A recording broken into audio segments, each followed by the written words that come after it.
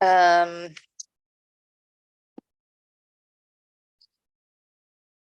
meeting is being held pursuant to the Brown Act. We are providing live video and audio streaming. Members of the public wishing to make a public comment can do so one of the following ways: live in person or via the Zoom meeting, by submitting an email, or by leaving a voicemail. This information is noted on the agenda located on the Park District's website, ebparks.org. If there are no questions about the meeting procedures, we can begin, and I can do that by taking roll. Okay. Shannon Rice, recording secretary, taking roll. Meadow Darcy. Present. Deborah Spalding. Present. Monica Alvarez-Celis. Present. Ben Guzman. Present. Dave Collins. Not here. Pete Volan. Present. Thank you. Okay. All right. So let's look at the agenda. Thank you all for coming today.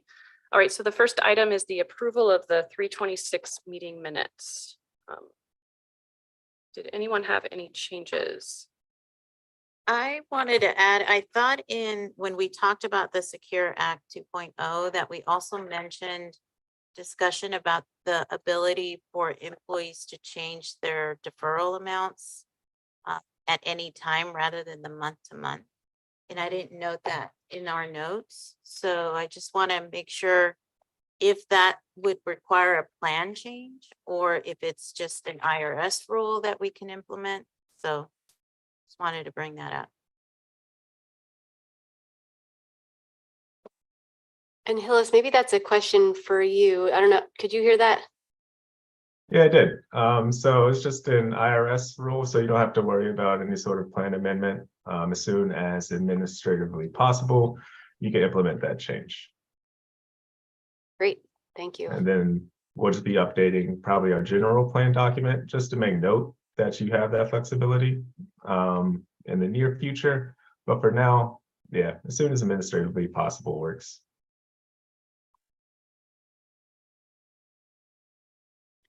Okay, so do we need to make any amendments to the minutes or do you want to make sure it's documented in there? Please. Okay. How should we do this? Do we submit our changes or do we make them recording secretary make them? I think we can verbally say what the change is that we want Okay.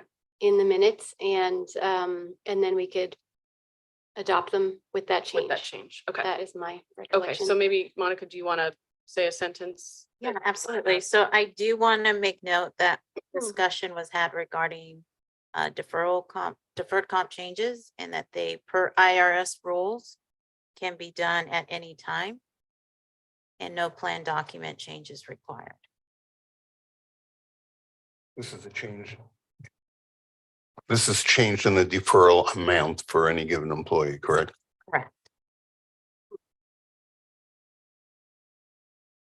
Is it the amount, or is it the timing, so that you don't have to wait until the next month for so that's the change, is that it used to be you had to wait till the next month to implement it. Right. And now you can do it immediately. Right. So We that's can fine. change the amount of It's- deferral. of an Oh, employee. got it. Yes, change the amount at any time. Yes, okay. Okay. Is that clear? Okay, great. Thank you. All right. Any other changes to the minutes?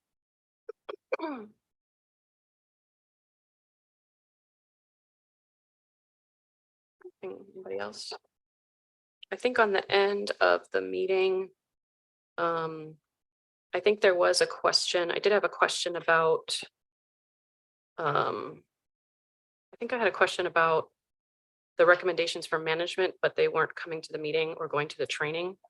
So that could be in there, something like, Darcy asked how we have recommendations from management when they're not coming to the meeting or going to the training.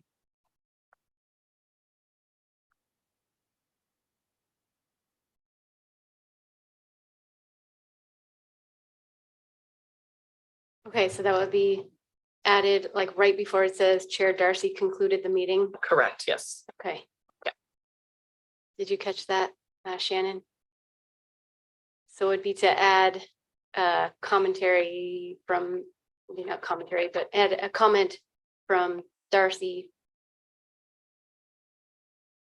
suggesting that training for will you say it one more time? Yeah, that how it was that management was making recommendations of how the committee should be structured when they're not coming to the meetings or going to the trainings.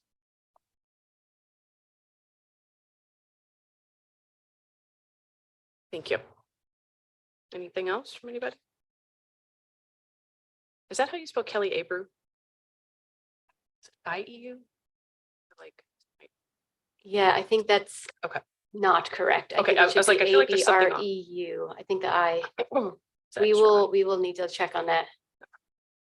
And then Great. at the top of the special meeting, I think it says Thursday, May 25th. I think that I wasn't clear on what. Is that part of this pack? So I think yeah, that's the way the board minutes are done. They're adopted as part of that. So they have the meeting date at the top, even though the meeting is, yes. for the meeting of March 23rd. So then this is not a special meeting then, right? Or wait.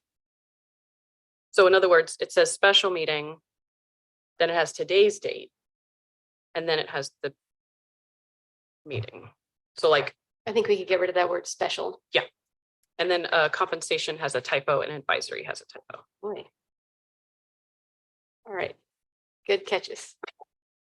Thank you. Anything else? Okay, so does anybody want to make a motion to approve the meeting minutes as amended? I so move. And I'll second it. You're good. Any discussion? Okay, hearing none. All those in favor say aye. Aye. Aye. All those opposed? Any abstentions? Motion carries. All right, great. Okay, our second item is to request a change in the retiree committee member from Dave Collins to Pete Bolin. Just to give a little background, Dave Collins was the sort of primary member. We have alternates on this committee. So Pete Bolin was the alternate. And alternates attend the meetings, but they can also step in if the member is unable to attend. And Dave Collins, who is one of our retired members, has recently moved to Nevada, and it is increasingly difficult for him to attend in-person meetings. So he has, stated, at least to me, that he is fine stepping aside and having that move to Pete.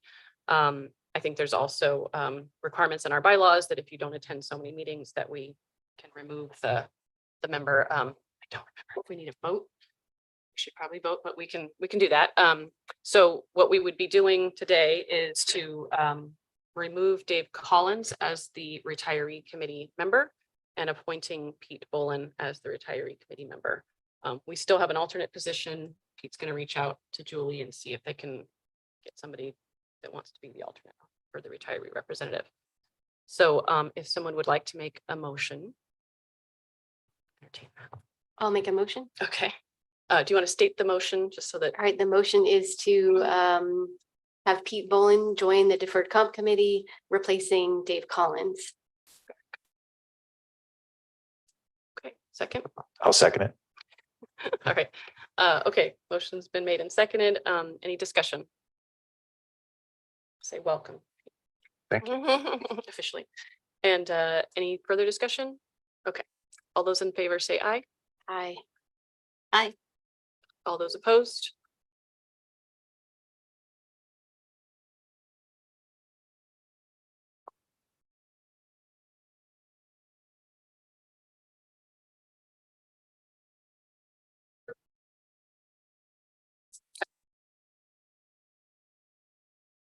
Okay.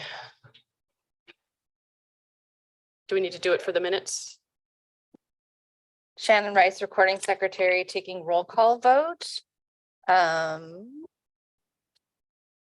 Darcy. Aye. Deborah Spalding, Aye. Monica Alvarez Celis, Aye. Ben Guzman, Aye. and Dave Collins. And Pete Bolin. I'll vote for myself. So how that works. And then for the the minutes, should we do roll call vote for the Sure. previous minutes? Yeah. So that would be the approval of the March 26th, 2023 meeting minutes as amended with the changes that we discussed earlier in this meeting. The motion was moved by Pete Volin and seconded by Ben Guzman. So let's go to roll call vote for that. Meadow Darcy. Aye. Deborah Spalding, Aye. Monica Alvarez Celis, Aye. and Pete Volin. Aye. Great, thank you. Did we get Ben? Did we get Ben? Yeah, I mean, Oh, correct. Aye. that's okay. I'm so sorry, Ben Guzman. That's okay. All right. Okay, great. Thank you. All right. So next, welcome, Pete. Thank you. Next item is the Secure 2.0 follow-up actions. Anyone remember what our follow-up actions were? To go back to my notes. My recollection is that, so Hillis provided us with an overview of the Secure 2.0 Act. And then there were some questions that we had and other questions that had come up from other jurisdictions about which ones we needed to take action on and which ones by default are already approved. And it's just a matter of us just administratively starting to act on them. And so I think that's the clarification we were wanting to get at this meeting is which items we need to we will need to take action on to amend the plan. And then the committee could recommend or not recommend those items. Does that make sense? Yes. If you want, I can bring up my be great. screen and just kind of walk through them again and then add the additional clarity on the ones that you all asked about. That works. Yes, that would be great. Thank you.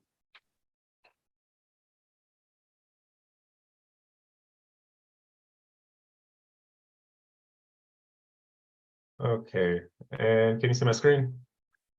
Yes. Yes, no. Yep, we can see it. Okay. Perfect. Well, first, I just wanted to bring some resources to your attention. So if you ever need a refresher or you want to look at these again, we do have a Secure 2.0 website.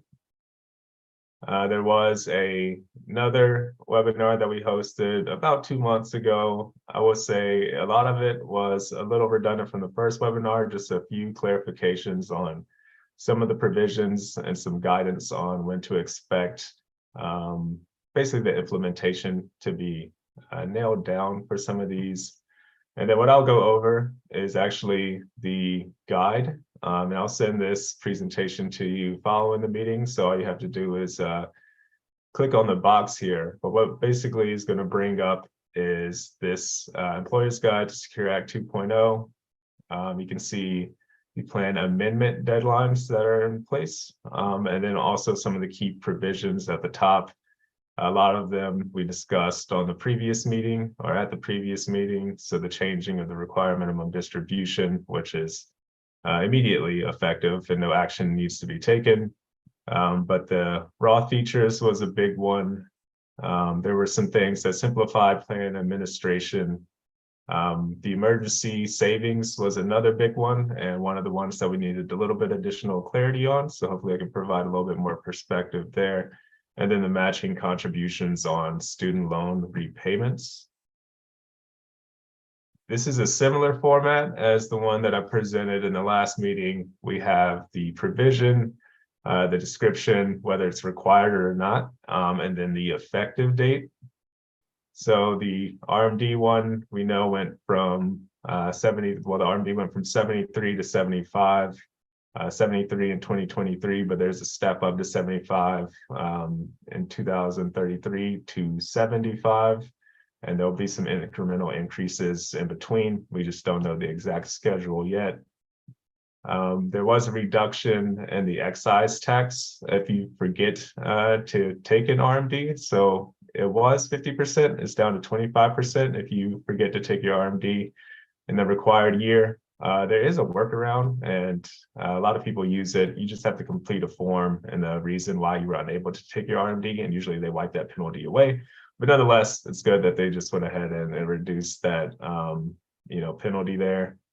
We talked about the elimination of the first day of the month rule. So I think we're fine there. We don't need any additional, conversation. One of the ones that was added that I don't think we discussed last time was the withdrawal for federally declared disasters. And when I say it's, was added, it's just we added it to some of the things you might want to look into. This was originally in Secure Act 2.0, but we just wanted to bring it to your attention in a more clear way. But there is this withdrawal for national, federal kind of like disasters that are in place. So somebody can take out $22,000 per disaster. There's no early withdrawal penalty, and there's no federal tax associated with it. But obviously, there has to be something pretty big that occurs in order for this to even be an option for folks. But it is an optional provision, that you can add. So that's one of the things that we didn't talk about last time that you may want to actually consider, is having this optional provision, in the plan. So God forbid, like an earthquake or, fire or anything that's considered a national disaster, or federal disaster occurs, this would be available to participants is the premise of it. So I don't know if you want me to pause there, if you have any comments, or if you just want to, since it's new, think about this one a little bit more. And take a look at it. I did have a question, Hillis. So, for these two that say optional, we do need to amend our plan. Is that correct? In order to add them? Yeah, so we'll need to amend the plan. Okay. And add it as one of the optional provisions. We'll probably have an election form available. For now, we'll probably just take some letters of authorizations or things like that to put some of these in place. Okay, great. So I think we'll want to just do a recommendation on each of these that say optional. Okay. Okay, great. Thank you. You're welcome. Any other comments or questions about it, So, or any other ones on this page, really? so maybe if we could, I mean, I guess we should go through them all, but maybe if we could see them categorically, what requires action and what does not require action. So in other words, maybe if we can, just for now, skip the ones that don't require action, just so we know what we're looking at taking action on. Does that make sense?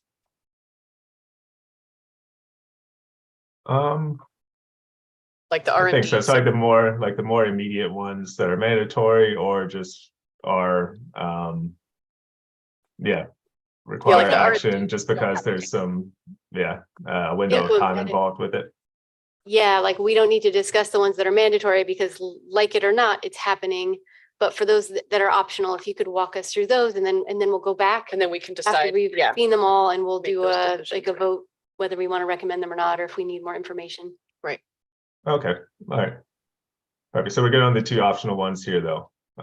Elimination of the first day of the month rule doesn't require any sort of paperwork, though, by the way. And I think we're going to proceed with that one. But we're good on the withdrawal for federal disasters. I think maybe we're not quite deciding just yet. We're just trying to get a list of, Yeah, from see if What- there's any other questions. yeah. Okay. Is Uh, there, so- is there a definition of a natural disaster that's would be written in? Is one question. The second question is if there were a dispute whether a given situation met the criteria, who would be the ones to decide? I think it So I says think it would- federally declared, so I think that's it. If the federal government declares it an emergency, is that it? Hillis? Yeah, so like pretty sure like Hurricane Katrina was considered a federal a national sort of disaster. The most Storm. recent one in Florida would be considered one. It's basically when the government deploys resources and support for something that naturally occurs. If that's helpful. I know that the recent storms were, it affects the tax returns and whatnot. So you have to look in the federal declaration zones of where they were, what counties would Right, probably what were qualify for affected, this. right. Yeah. Because it couldn't be Hurricane Katrina and we claim it over here. So like there's certain counties that are declared Yeah, or certain correct, states and correct. things like that. Yeah. Okay. That might be a good idea to put that definition in there, just so we avoid Yeah. hassles. Yeah, that's true. But question, it's Mission Square that determines whether or not they can withdraw. It's not us, correct? I think we opened the door to, you know, the ability to pull it out and then the rules are decided. But yeah, as far as, because I think there were some provisions that we opened the door to, but we did have some weighing in on that and I'm not sure. Do you know the answer to that, Hillis? Yeah, so some of these, you basically make the option available, but you all wouldn't be responsible for like the clearance of it. good. So for example, emergency withdrawals, you know, right now that requires some sort of oversight, and Mission Square even has the ability to make sure that the request is correctly requested. So I imagine, especially with something like this, there would be some oversight and approval. It's not like you can just, participant would be able to submit it without any oversight and get access to these funds. Okay, so just to make sure I get it, so if we adopt this, if we recommend adopting this, I guess we're just recommending, then in the future, anytime there's a federally declared disaster in one of the two counties or wherever our employees may reside, because they could live outside of the Live or two work? counties, I don't know. I know, Mhm. right? then that employee would be able to request a withdrawal up to the maximum amount of 22,000 per disaster. We would not have to take action. So I don't think they would just request withdrawal. We give them a And form. Mission Square would submit it take to care Mission of it, Square. and there'd be no penalty for the employee. Or Right, and we would just have to add it to Oh, the yeah. provisions for your document, yeah. Okay, cool. Thank you. Phyllis, question. So if the agency allowed this to happen, can we go back and change our mind after the fact? Or is it one time we open the door, that's it, and can't change our minds again? For agency decision? You can change your mind again, so you would just have to amend the plan to remove this provision. Okay. And I think in the past, we've talked about, you know, this committee not wanting to be too parental and, you know, saying, well, we want people to keep money in the plan. We don't want them to, you know, we don't want to try to go what we think people will do because it's their money. And so, you know, we try to err on the side of opening doors when they're available to people as much as possible. So. Okay. So how should we organize this? So how many are there total that you have on your slides, Hillis? I do not have a count, but there is quite a few. It's probably about 2 or 3 more pages of this. Sure. Should we just, well, I mean, because I think we probably want to see them all. You know what I mean? In case there's Yeah. this one, but maybe that one's better, you know? So, so again, maybe if we could just focus on the ones that require action from us. In other words, if they're mandatory and they're going to be implemented and there's no action required, we don't necessarily have to discuss that today. But I do think we should focus on just the ones that require our action. Okay.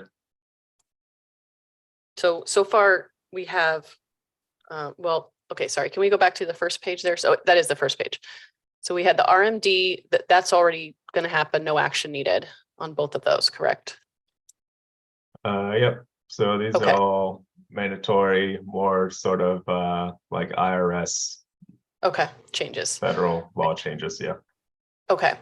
And so then we have eliminating the 457 first day of the month, right? That's Yep. one of them. Okay. And then the second one you had was the withdrawal, the emergency withdrawal, right? Withdrawal for federal disasters. Okay. And then if we can see what the third one would be. The next page. Third one, so exclusion for retired public safety officers. What is it? Sorry, I can't read. I can make it a little bigger too. So it is an exclusion up to $3,000 for health insurance payments for retired public safety officers. So currently, the law basically provides exclusion from gross income for distribution to pay for health insurance premiums, but this payment has to be made directly to the insurance company. The only change for this one is that Secure Act 2.0 allows that kind of reimbursement to be paid directly to the participant. It doesn't have to be paid directly to the health insurance company. So And Hillis on that, currently, just the basic one, it's not a provision in you all's plan. Just the original direct pay to the insurance company. Hillis, no change in the amounts, just basically who it's going to, based on the public safety personnel attesting on a form. Yeah, so no change in the amount. It's now available to be a reimbursement rather than just Got it. paid directly to the health insurance company for that premium. Got So can you explain to me, so it provides an exclusion from the gross income? I mean, I'm not sure. So is this a withdrawal from the plan? And is this the gross income that you'd be taxed on? I'm confused what it means by gross income.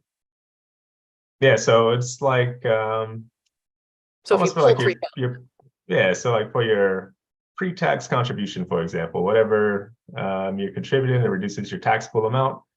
They're just saying for health insurance premiums, paid directly to insurance companies up to $3,000, so that can be taken off of your taxable income. your taxable income, got it, okay. So by pulling the 3,000 out of your plan to pay that, you're not gonna get penalty taxes, or you're not gonna get You're not taxed gonna on have to, yeah, you're not gonna have to pay taxes on it, and it reduces your gross income for that tax year. but it's coming out of your plan. I'm sorry, so this is when you're retired and you're taking distributions as your income, up to $3,000 a year will not be considered as part of your income. Okay, I see what you're saying. Got it. Exactly, yes, you got it. That's a Okay, great way to sorry, I explain was trying to get there. it. Okay. Oh, no, you makes explained it way sense. better than I was, so appreciate that Okay. clarity. Okay. Yeah, Les, I have a couple questions. Does it matter the type of insurance you have? Like if you have a high premium insurance or, we contract with CalPERS, so does it matter? No, it doesn't matter. And I think that was part of the reason why you all probably didn't have this provision, because I think you were automatically paying, or it was automatically taken out anyways for CalPERS. If I mean, you're a there's no way. retiree of CalPERS, yes, it's deducted from your You- pension If you automatically. choose to If go you with choose CalPERS medical. insurance. But the other concern is we already reimburse retirees for health insurance premiums, so then Oh, Not I the don't full know. amount though, right? not the full amount, but it may create a Double dipping. tax issue. Well, I think what this rule would do is it would automatically not create a tax issue. So it's saying they can take 3,000 out. It used to be it had to go directly to the insurance provider.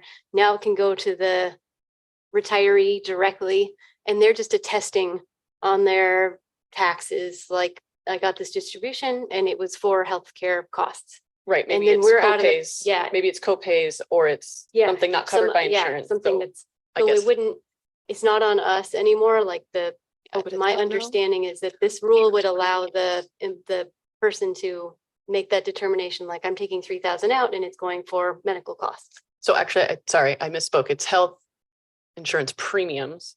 Oh, is that what it says? Yeah, okay. but I mean, all of our retirees now, I believe, no one gets fully paid medical, right? So what you're saying is, for example, the $100 or $200 a month that we get from the district is not going to cover anybody's health insurance by any measure, right? Like No, but we are treating it as non-taxable income because that- it's a reimbursement of the Right. cost. But And so but if even a single person would be paying, $700 to $1,000 a month in an insurance premium, even if they got the $200 a month, they still are out $800 of taxable income that they're paying towards their health premium. Is that correct? correct. So the 3,000 isn't gonna it wouldn't create a double dipping situation, I don't believe. The only thing I could see is if you pay on your partner's insurance premiums, for example. So, Well, you know, the if somebody doesn't choose CalPERS, I don't know, maybe their premium for their spouse or something is $100 a month or Yeah. something, but Yeah, I think that's between them and their taxes. I mean, Yeah. you know, Yeah, this would take, it seems to me this would take the onus off the district. And if there was somebody were doing some hanky panky, which is pretty unlikely in this situation, such a it small. would be between them and the IRS, and the district wouldn't be involved, which would be a plus from our point of view, I would think. well, That's I can right. see the benefit because the only people in the police association who qualify for reimbursement are those not in CalPERS. So I if see. you're not, if you are in CalPERS paying those high rates, because they're high, the $3,000 break would help.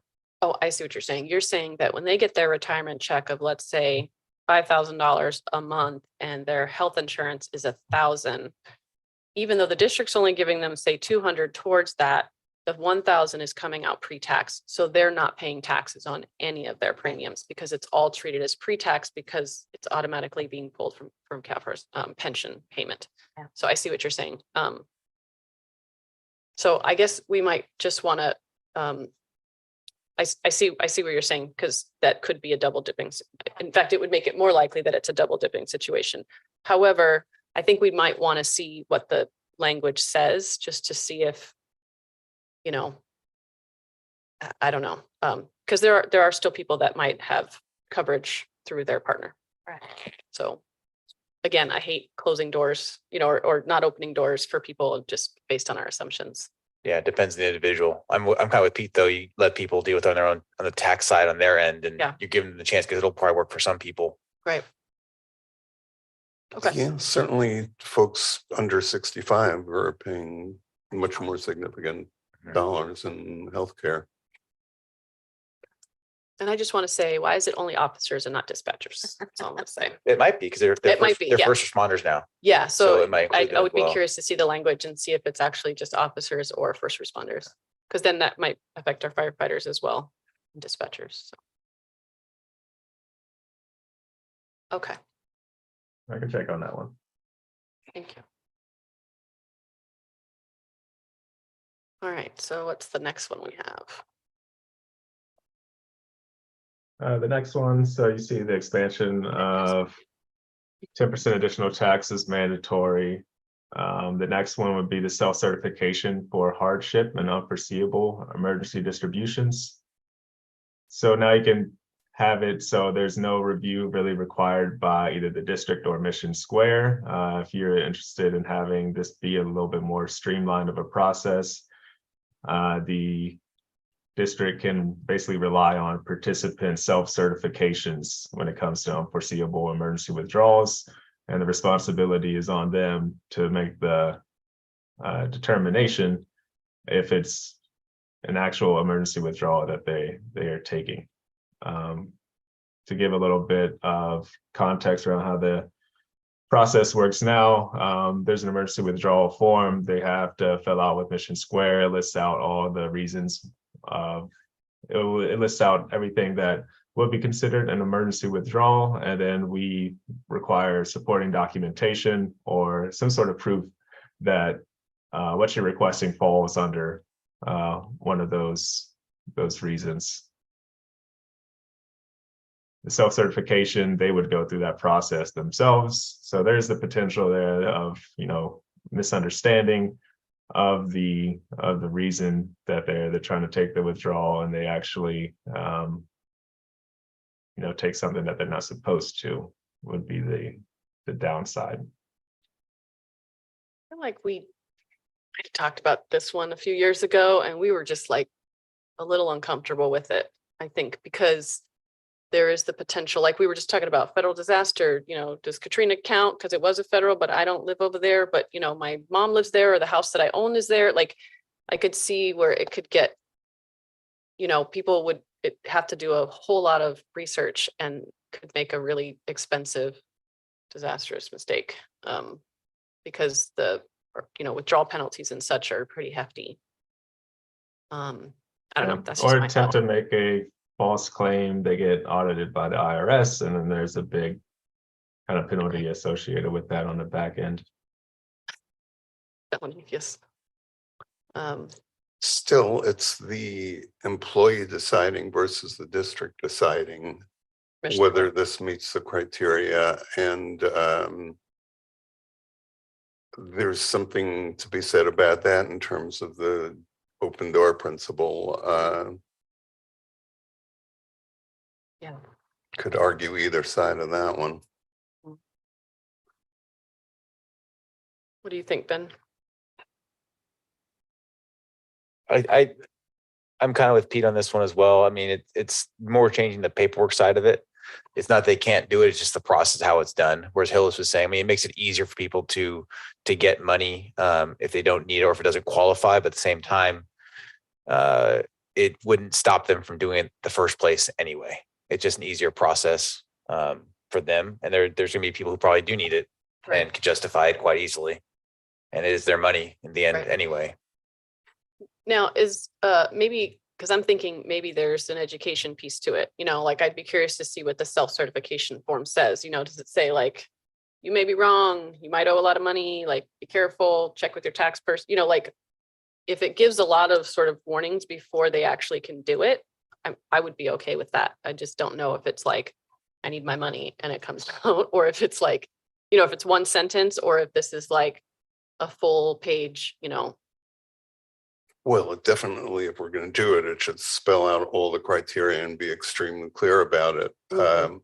On the other hand, if there is a genuine emergency, it's an emotional thing as well as a financial thing. And having somebody go through this whole rigmarole when they might True. desperately need that money for an operation or God knows what, Yeah. it would be nice not to have to do that. But clearly, all the rules and laws would have to be spelled out. So- And it'd be astonishing if they weren't. Is there an amount, Hillis, that's listed on there? Is there a cap? Sure there is. I mean, it's just, the cap's not changing. I was curious what it is. Let me double check the cap. It's quite a form there. It's looking good.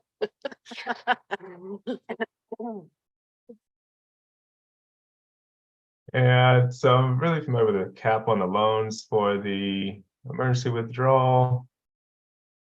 I'm not exactly sure on the cap, so I'll have to follow up on the cap. I was sharing the screen though, just so you can see the listed.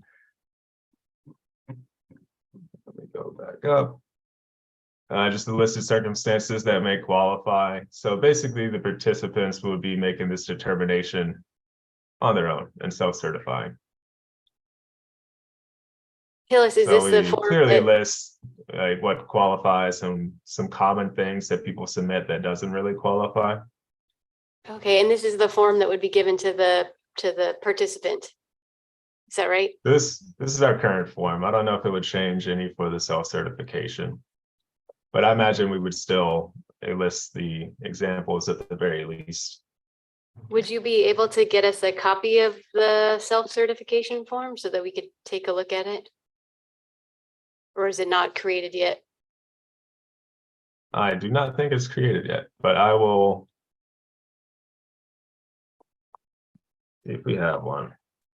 I feel like I'm just remembering this now, like, I think we had this exact discussion and we walked all around it, but I think we might have said we had to meet with Mission Square or something before, like, I don't remember. I don't remember, Yeah. but maybe we were kind of like, maybe have one, you know, sure, you don't have to have the documentation, but maybe just check in or something. But again, I don't want to be too parental, but I feel like maybe we talked about that. I think we I did think talk. we capped it, if I'm not mistaken. I mean, this is close to the beginning of the pandemic, I think, when we had our first virtual meeting. Mhm. And I think it was capped at 100,000. But this is a new, so this is Secure this is- 2.0, which is yeah, different. This is different. Now, Phyllis, is there tax or a penalty when they do this? So it's going to just eliminate that early withdrawal penalty, but they Okay. will still have to pay income taxes. And then on the form, we have a section here where you can elect that amount that you want to kind of take out, and then whether you take out, you know, too much or not enough, you'll find out when you file for your taxes that year. So it's basically an in-service withdrawal for emergencies. Correct. And what is the pre-tax, I mean, the early distribution penalty again? It's 10%. 30%? 10. 10, sorry, I couldn't hear it. 10. Okay, so that's not terrible. I mean, in other words, they're gonna have to pay the taxes either way. So if Yeah, they made but if this, you qualify, they're waiving that 10% penalty. Is that not right? yes, but I mean, so they're gonna have to pay the taxes on the money either way. So it's not like taxes and penalties are getting waived. It's just the penalty that's getting waived. So the worst case scenario is they'll have to pay the 10%, not 10% plus taxes. So I don't think it's as disastrous as it could be for someone to mistakenly do this or do it wrong. Yeah, okay. All right, Thank you. That was helpful. next. Welcome. All right, what's next on the list? And we really should know what the maximum limit on that is. That's really important. I seem to remember, I mean, all my stuff is 18 years ago, but it was, may well have been raised, but it seems to me it was a lot lower than that. It was 30 something thousand. Yeah, and then last time I think we got to decide on the cap amount. It was like, or we could put a cap, I think is what we said, and I think we chose to do 100. But do you know if we get to decide the cap or not, Phyllis?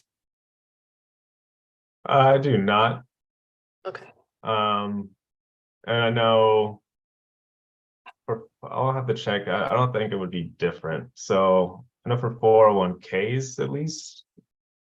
I think it was 100,000, but I don't think it was different for 457. So it's probably just 100,000, and I can confirm that. okay,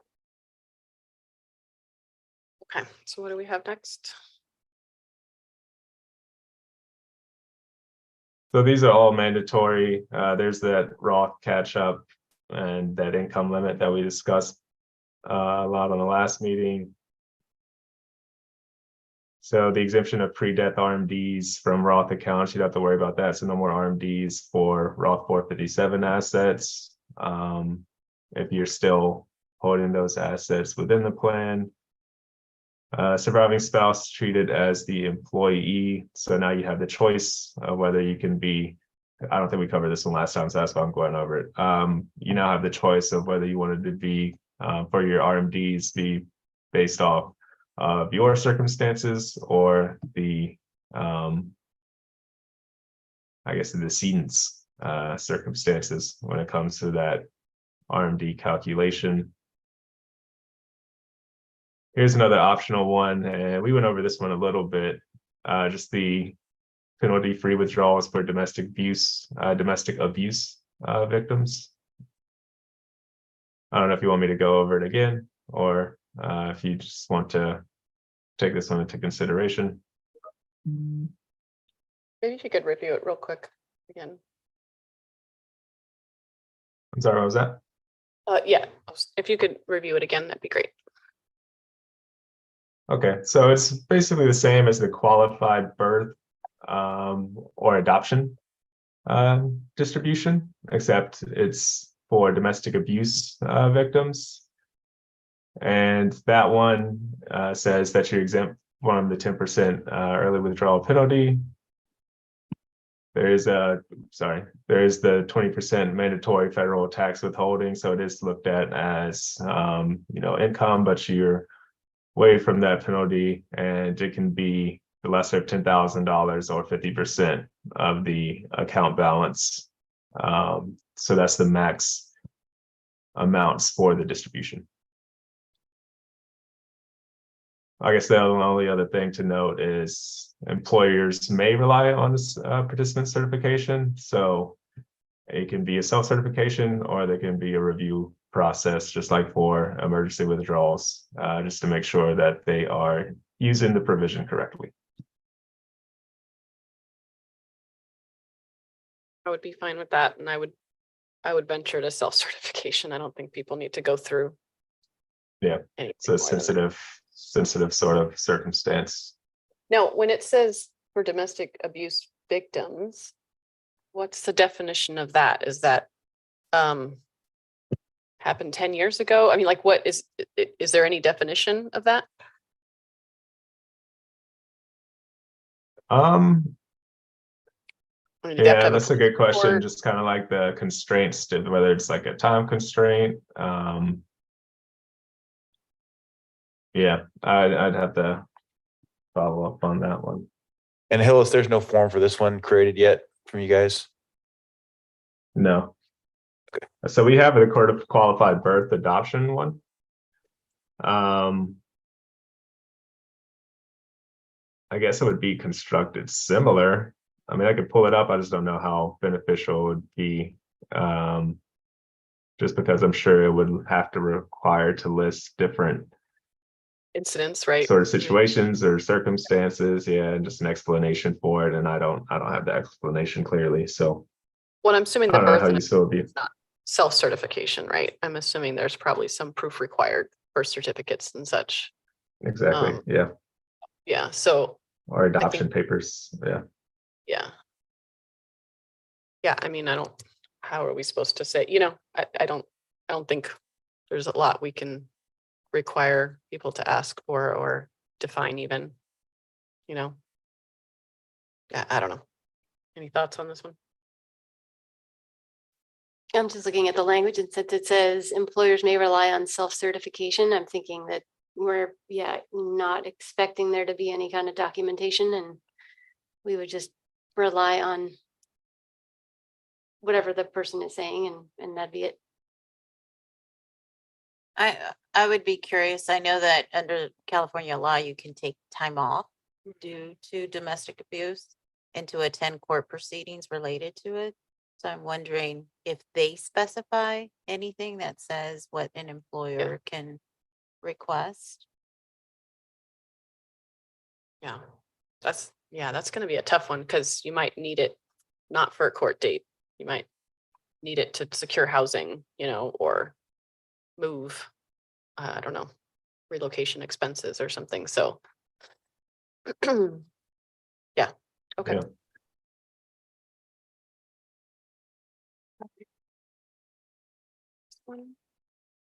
All right, so the one below that is mandatory. Again, I'll send this, and I don't think we put what EPCRS is anywhere on here. Is it on the next page? No. So that is the Employee Plans Compliance resolution system. So if you see EPCRS, excuse me. That's what that stands for. And I'll just put the definition in the email too. The other one that is optional though, the treatment of student loan repayments as elective deferrals for purposes of matching contributions. So basically matching the student loan match. We talked about this one last time too. So I don't know if you want me to go through that one again, but this one's a little bit easier to understand. I think it's almost self-explanatory.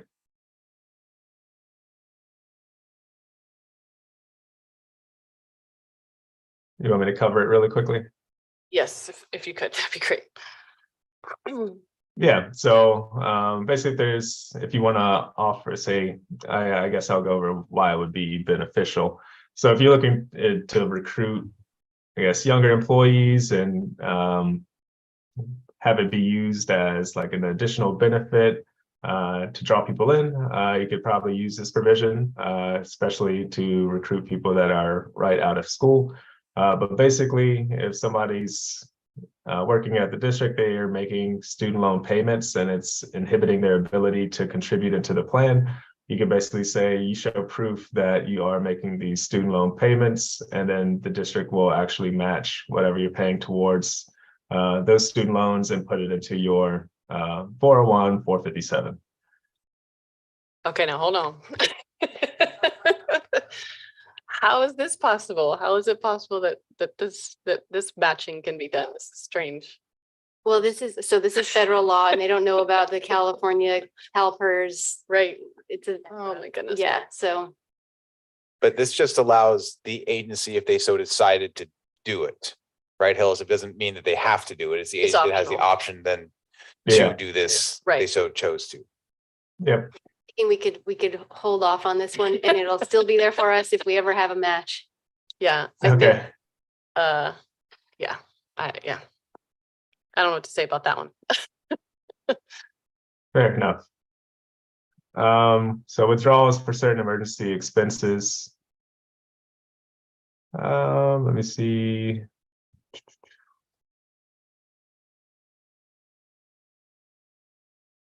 Actually, this one slipped through the cracks, so I'm not sure if I've seen this one.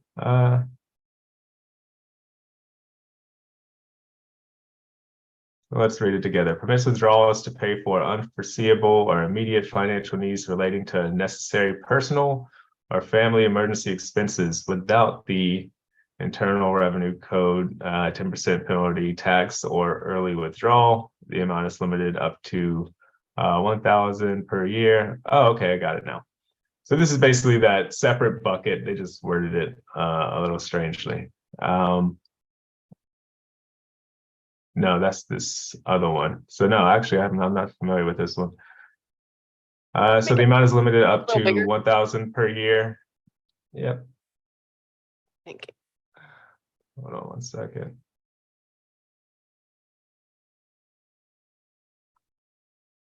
Do it this way. Is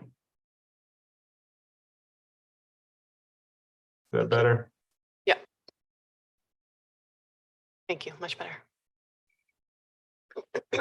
All right, and this amount is limited up to 1,000 per year. Or if the account contains less than 2,000, the amount that exceeds 1,000, an emergency withdrawal can be repaid to the plan or IRA within 3 years. Participants are permitted to take another emergency withdrawal from the same plan in a 3-year period. I think this is, as I'm reading this, I don't know, it seems just a little bit redundant it sounds like just like an additional emergency withdrawal, even though you offer and have emergency withdrawals from the plan with amounts that are greater than this. So Yeah, and I think I don't know your this thoughts on it, but probably just different options. I'm assuming that maybe if some agencies don't want to go with the option that you can take larger amounts, maybe, this might be a more comfortable option for some people to approve, is what I'm thinking. I like that. Yeah. I like that it's lower, it's $1,000 cap. So for some people who don't know how much to take Yeah, and they don't want to take like 20,000, but again, you're going to probably know what you need. 1,000 is not a very large amount right. versus 20,000 or so. Did the other Yeah. one require repayment? It looks like this one does require repayment. the other one does not. Okay, maybe that's. And this one, I think waives let's see, there's 10% penalty tax. So they're waiving that. The other one also The waived. other the one penalty. does as well. Yeah. And does it waive I the think that- tax? No. No, never waives the taxes. I think it is offering a little bit more flexibility. So now that I read it a little bit more closely, I think this line right here is probably key. Unforeseeable or immediate financial needs relating to necessary personal or family emergency expenses. So I imagine the language will have a little bit more expanded use that emergency funds can be used for. So maybe that's something to take a look at. We don't have those, I guess those financial needs or personal emergency expenses So I listed think, yeah, here anywhere, but yeah. the other one was emergency or hardship.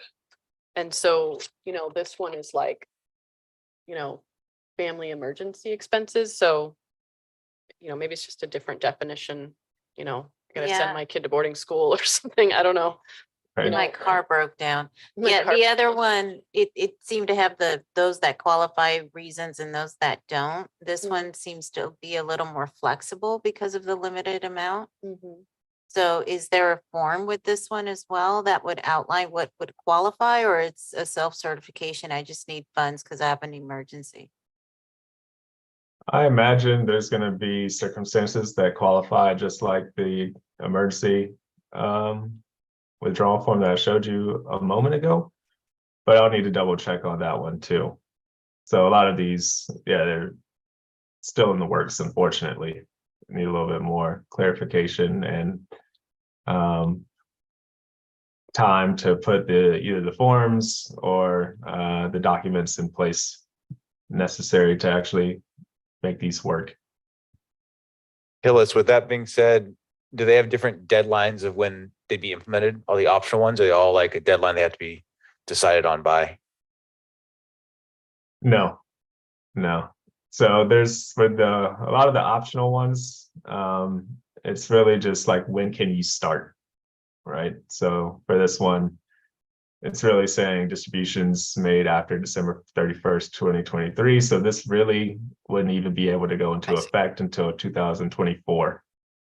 See. Got it. Oh, I have a question on, it says on this one that you have to pay back within 3 years. I think it says it can. Oh, it can, it's not Can be repaid. required. Yes, Okay. it says can be repaid. But when you repay it, you've already paid taxes on it. So what are you repaying? The full 1,000 or what you received after taxes? It's a good question. It's a good question.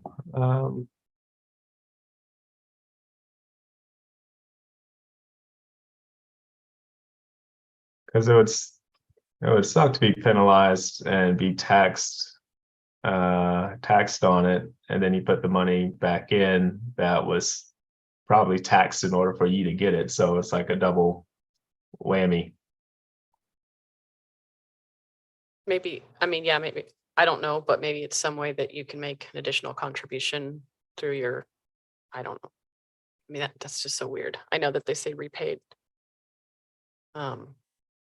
And this is for retirees and current workers? Yeah, 'Cause I'm sure. thinking- Well, retirees can take whatever they want out You're right, whenever sorry. they want. Sorry, you're right. It's interesting. Yeah, I guess that's one good question is about the repayment. Monica or Hillis, do you have some kind of notion about how often we get any kind of emergency withdrawal requests? I mean, is this something that happens 3 times a year or once every 5 years or? It's very minimal. Again, our current, I think when we changed the plan, it was limited to 100,000. I've not seen any forms come across. I know that we continue to offer loans and people have taken advantage of that. And those go directly through Mission Square. We don't even certify or anything because it's a loan payback, but emergency withdrawals. Yeah. In service, not in my lifetime. Not even Yeah, once? we'll get a lot of loans, but we hardly get emergency withdrawals. And a lot of the time it's because the criteria is so specific that a lot of people just simply don't qualify for that situation. Yeah, and I've often recommended people to speak to Kim before they make that decision. And I think in Maybe comparing they talk the about the pros and loan or something. cons, Yeah. you know, maybe they've decided to go another route, but Mhm. I have not seen any.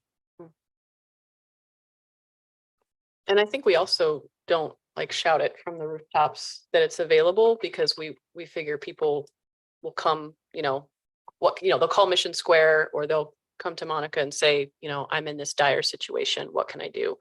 Usually they're having other conversations with Monica about disability and things, but yeah.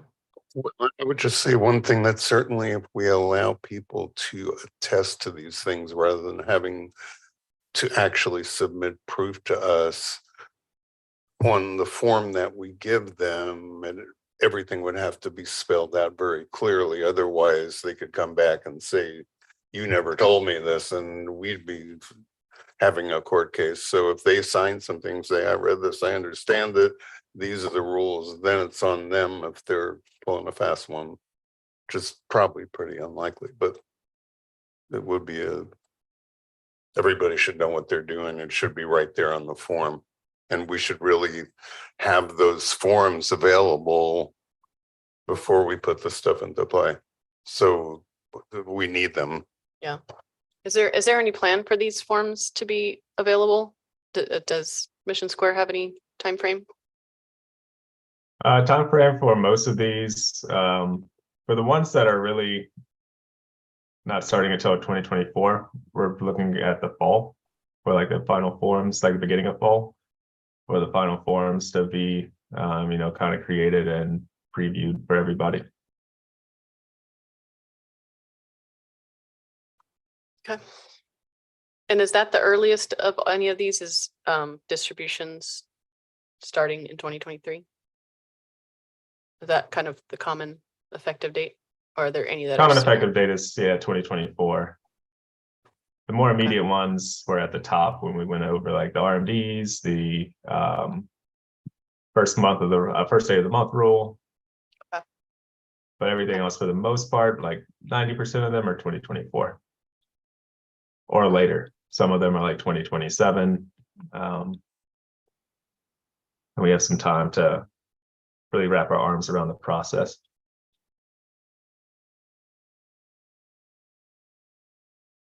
Okay.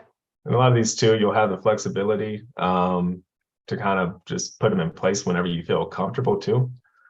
If you need like further understanding and you don't even want to do them immediately at the beginning of 2024, it's really just all optional to put in place whenever you see fit. Go to the next one.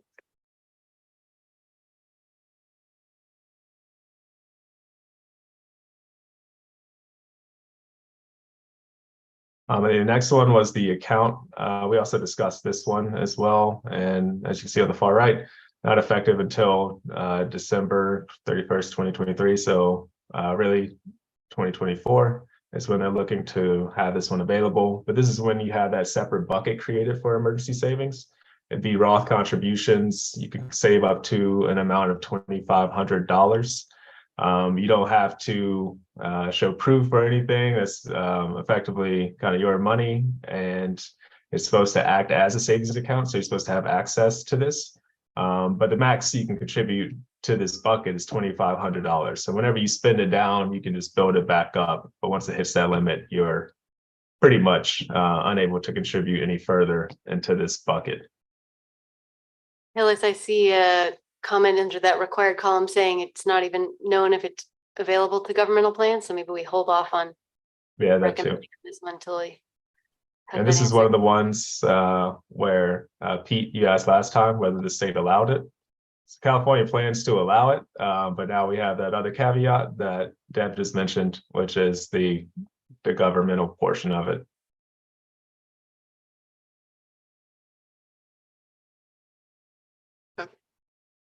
We can hold on that one.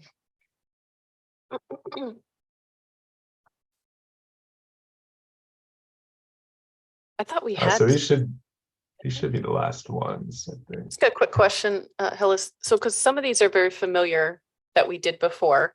So like, are those gone?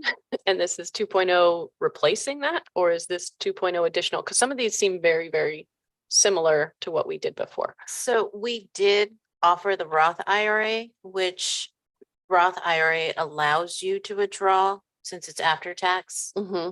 non-penalty, Yes. after 5 years. So I don't know if maybe we're confused. Well, there was, I mean, we had some other emergency provisions that we discussed and approved, right? And then, like we said, up to the 100,000, right? And No, then, but that was for, I think that was just related to COVID.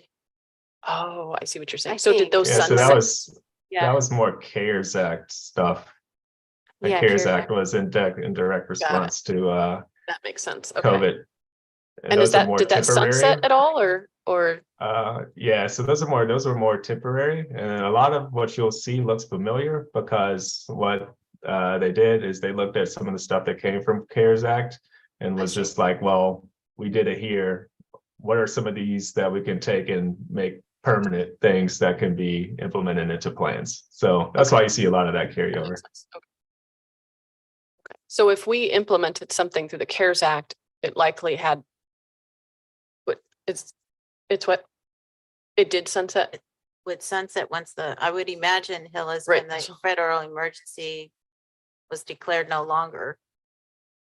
I mean, yeah, maybe if we could get clarity on that too, is Yeah, a lot of it was done really like in 2021, Mhm. I would say. Yes. So can you confirm those are all gone now? Anything that we approved related to the CARES Act that's no longer relevant, Yeah. can you confirm that for us? I think I remember Sure reading will. that.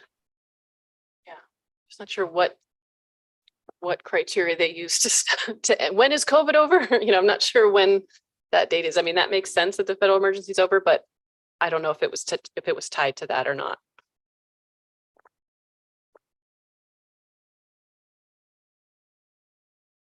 Sure, I'll sure look into that for you all. Okay.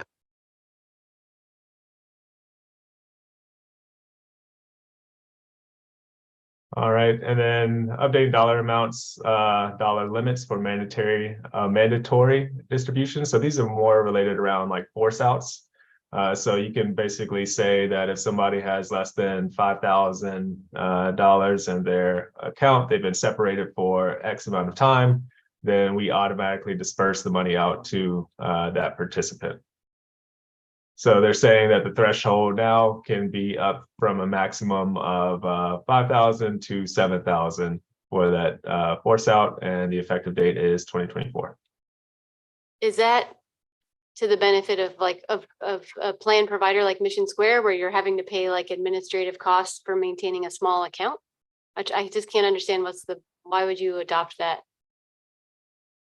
Yeah, so from, I guess, that perspective, but then I guess also from a fiduciary liability perspective, that's just an additional person that you're liable for. And with an account size, that small, you're paying the extra cost for it too. But if anything really happens, then there's just an extra person that the district has to worry about.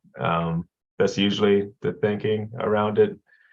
I don't think you all need to be too worried about mitigating that sort of risk, of course, but that is one of the other reasons that people list. I think it's more of a risk aside thing. That's where I used to mostly see it, was they would force them out on the 401k world a lot more than what they do in the governmental world. Got it. Thank you.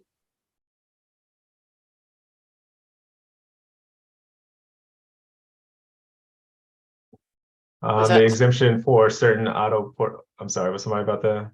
Oh, sorry. No, I was just going to say, is there any other comments on that one from the committee about whether they think that's something we should put in place? Or Is that something we do not have in place now and we'd be putting in place for the first time?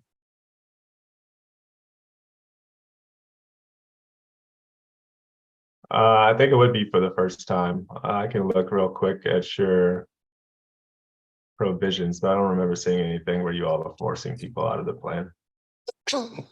Well, I'm with you. I don't see why we would want to do that.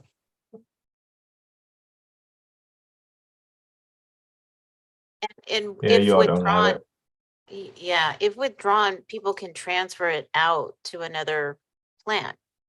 like, why? They can always roll it over Yeah, to they another could plan always under roll any it. circumstances if they're not with the district anymore. Yeah. Wait, is this for when they're not with are we talking about the first bullet or the second bullet? We're talking about the second. We're talking about that one, right? Yeah, Right. this one here. So, I guess another thing about it that I just thought about, sorry.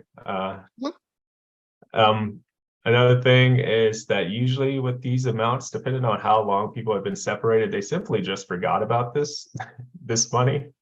They're not checking for it at all or anything like that. And instead of it being lost, they're like, hey, you forgot about this. Here you go. That's another reason. I just but thought they'd be about getting that. So I didn't mean to 5. cut you off. I'm sorry. Yeah. No, that's okay. I mean, I was thinking, but they're getting 5. It's just raising it to 7, right? So, I mean, they're going to get the involuntary distributions, right? Sounds like, because it's raising it from 5 to 7. We don't have that. But we provision We don't at all. have that rule at Yeah. all. We don't have it at all. We would now enforce people who have anything below 5,000 to get that paid out and pay taxes on. Wait, to increases the threshold. Oh, sorry. I was thinking of the payments. I was like, what? The threshold for making involuntary distributions. So if they have $7,000 sitting there, it just pushes them into making those involuntary. I see. And Hillis, is this for people who are separated or current accounts? Active employee? Separated. Yeah, so they would have to be separated, and then you can list like the period of time.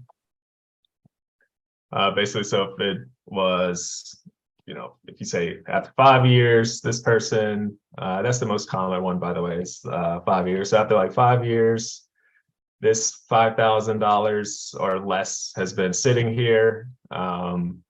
We haven't heard from the participant. We haven't had any sort of interaction. They haven't rolled it over into a new employer plan or IRA. We're just going to kick it to them in the form of a check, basically. I think they just use like a program like Nexus Lexus, or do some sort of like outreach notification to them and let them know that it's coming. But that would be the process around it. And you say this is something that's more apt to be found in private plans and less apt to be found in governmental plans. Did I understand you to say that? Yes, absolutely. Well, because it takes us 5 years to get vested, right? So hopefully people have more than $5,000 if Yeah. they've been working here for 5 years, right? So that's what I'm thinking, is that you might work at an agency that there's not a vesting and you have money in your IRA just sitting there. It also cleans your books out too. Like if someone's on the books for a long time, it gets them off and helps at least Right. keep them fresh, and you can focus your efforts on people who actually are participating in the fund versus accounts are just sitting there Right. with Yeah. less than $5,000 or less than $7,000. But in our case, it's not not a any bad thing. hardship on I us. know, we You don't mind them so I keeping money in don't the see why- account. Yeah. I mean, And they have to turn it over to unclaimed property. For some reason it goes dormant for so many years. They have to turn it over. I mean, I get a bunch of letters and stuff, and Yeah. no response. Yeah, are they paying fees though in the meantime? Are they losing money? no, there's no Yeah. fees involved. they're just earning interest. just- Whatever fund they're in just stays there forever. Yeah, I'm assuming Mission Square has some sort of policy that, after a certain amount of time, it's turned over, right, to the state after a dormancy period. Yeah, after a dormancy period. Yeah, I forgot what the actual term is for it. It's like 3 years or Um, something like that. With no I think it's activity. longer than, I think it's longer than that. It's a lot of time. Yeah. Okay. Okay. All right, so the next one, and I'll try and get through these last few, fairly quickly because we're running on time. But the exemption for certain auto portability transactions. So under the current law, basically an employer is permitted to distribute a participant's account balance without, participant consent. So it kind of goes hand in hand with this next one here. But basically what the one underneath the provision we just went over is stating is that it permits a retirement plan service provider to provide employer plans with the automatic portability, meaning an automatic transfer of a participant's account into the participant's new employer's retirement plan if they have one. Unless the participant affirmatively elects that they wouldn't want to do that. So this one's sort of like the last one where you're forcing people out, but you're kind of forcing people out and you're doing it more in a rollover fashion, and you're giving them the ability to elect whether they want to stay in the plan or, yes, I forgot about this, please roll over my money, if that makes sense. I don't see the benefit to us. Honestly, not that it's all about us, but I mean the participants, you know what I mean? I don't see how this benefits the whole participant group to just have the money roll out and roll into another plan, which, we believe in our plan. We think it's good. We think the fees are low. Doesn't seem like that's beneficial to our participants. Because they can elect to do this if they'd like, right? This is not something that they couldn't do. Exactly. If they Right. really wanted to, they would just say, hey, I'm going to XYZ. I'm submitting the form to roll that over. So Okay. the ones that really Yeah. want to do it are proactive about it, right? Right. Yeah.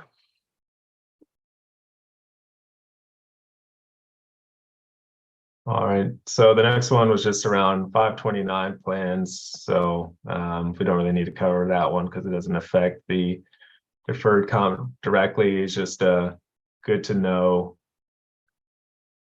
We talked about the higher catch-up contribution ability for people age 60 to 63. So if you're age 60 to 63, instead of 7,500, you can do up to 10,000. This is an optional provision. I'm actually not really sure why it's optional. Seems like, I don't know, just be an extension of what's already available with the current catch-up, age 50 base catch-up contribution. But it might just require a little bit more oversight because the window is small for some reason. So you can only do this if you're between the ages of 60 to 63. So if you're still working and you're 64, it goes away. You can only go back to 7,500. But yeah, it is optional. So I don't know if you want to talk about it. It wouldn't be until 2025 or later. So we're under this section now where everything's 2025 and later. So we're looking at exactly 2025 actually. So I think the current catch-up contribution, yeah, it starts at 50, right? So if it's starting at 50, this kind of gives older participants the ability to sort of add more. I mean, I don't see the harm in it. I think people should add as much as they can if they want to. And, you know, especially if we have an older workforce, an older worker that started later. I know we have a lot of people that started with PEPRA or that came from other agencies, you know, later in their career. And so they don't have a lot of time in CalPERS. And so, you know, maybe they are working later because they didn't have a pension set up for them earlier. So I wouldn't see the harm in it. Yeah, I don't see any downside to it. Is there any that you can think of, Hillis? Not really. The only thing I could think of is just, it's kind of weird explaining that you only have this between this window, and if you're outside of that window on the other side of 63, that you can't do it anymore. But other than that, I think it's just a beneficial way for people to increase, you know, the savings even more. Hillis, is this also the after tax? It's going to be a Roth IRA? Based Yeah, on so that's a good point. It is falls under that age-based catch-up category. So if you are making $145,000 or more, or whatever it's indexed to, you know, at that time, then you would have to make this contribution as Roth as well.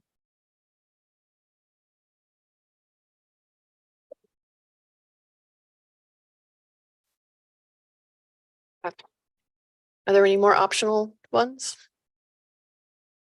Nope, that was it. Okay, great. So I think it sounds like we kind of know where the direction we want to go, but we might need more information. So how should we document this so that we don't have to go through them again? Maybe we can go through, I know we're Sure. way out of our agenda, but can we go through Yeah. them? And I think there are a few that we were like confident, we liked them. Yes, And and we'll maybe just some are contingent. Check those off. And then there were a few that were contingent. So if we can Okay. quickly, Sure, Phyllis, if you can pull up your list again and let's see and we can get in the minutes. if we can get any of these checked off as, yes, we want to recommend. Okay. Yeah. Alright, so. First one I had was the elimination of the first day of the month rule. And I thought that was a yes. Yeah. Yeah. I thought that was a Okay. yes. And Yeah. that would, I imagine that would be replaced with whatever the next pay date is. Right, great. No harm in that. All Is right. is everybody? Yep. Okay. Sounds great. good. And then the second one, withdrawal for the federally declared disaster to 22,000. I think we needed the We form on wanted, that. we wanted more information. Yeah, if we could see the form for that. Okay. Hillis, that was our question on that one. Absolutely. Okay. And then number 3 was the exclusion of the 3,000 per year for the retired officers, the healthcare. I thought that was Oh, I guess yeah. maybe we want to go around, but I thought that sounded like a positive thing to add. Yeah. I said yes. Yeah. Yeah. That And says then we were yes. just gonna see if it included, like, you know, dispatchers and maybe some other Oh, people that yes. might have fell under that public safety. Great. But even if it didn't, they Even would if still be didn't, we're okay. still Yeah. in favor. Okay, everyone. Or I had the self-certification that employees face an emergency or hardship. I think, was it yeah, we wanted to see the Wanted to form. Forms, yeah. Okay. If there's a Yeah. cap on there. Okay. And then we have the penalty-free withdrawals for domestic abuse. That was a yes. I think that was a yes. Yes. And then I think we did ask for the form on that one. Yeah, and this one's not effective until 2024. So we're probably Okay. looking at one of the meetings later in the year, just going over it. Okay. So the CalPERS, the student loan matching contributions, we put that one on hold, right? Yeah. Until we know more of California. Withdrawal for Yeah. certain sorry, the next one was to withdraw for certain emergency expenses up to 1,000 a year. And that was Um, another form one. That was Yeah. another form, yep. And then number 9, let me see, I had emergency savings account linked to the plan. That's the one with the Um, $2,500 bucket that would be created in addition. So you would have like a pre-tax bucket, a Roth bucket, and then you would have this additional emergency Oh, this- savings bucket that you could go into at any time. It looks like it's still kind of questionable whether it's applicable to governmental plans, so I think we're I think maybe we're a yes assuming it's- contingent on, yeah. I mean, yeah, because I didn't see any harm in it, but Okay, Yay. so yes, contingent upon that government action. yeah.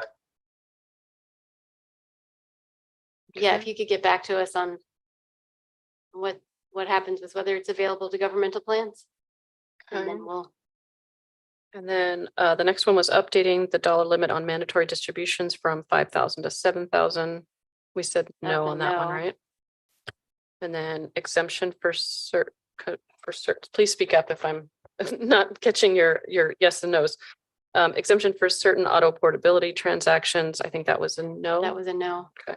And then higher catch-up provision from 75 to 10,000 in certain situations. I think that was a yes. That was a yes. Okay.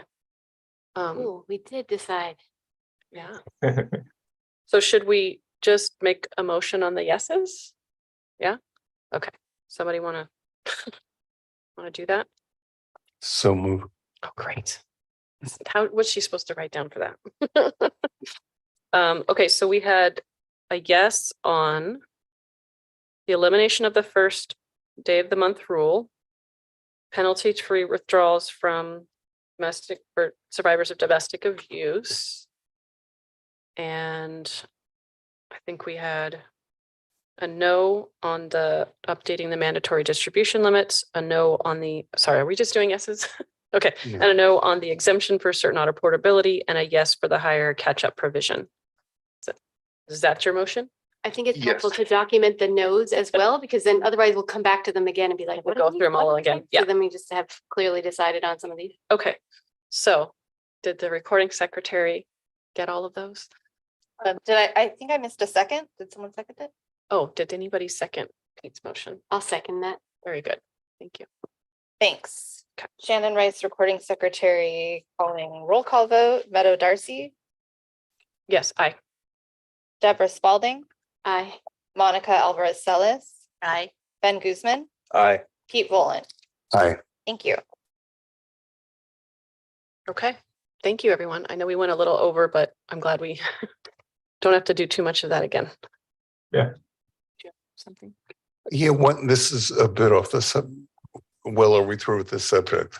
I think we are. I just want for Hillis, you were going to get the I've been trying for a couple of years to get the monthly information on the rate of plan participation. That's the next Oh, okay. Well, one. You rolled us I right just into our wanted next to, agenda. item. yeah, because Hillis had, I just wanted to know where we stood on that.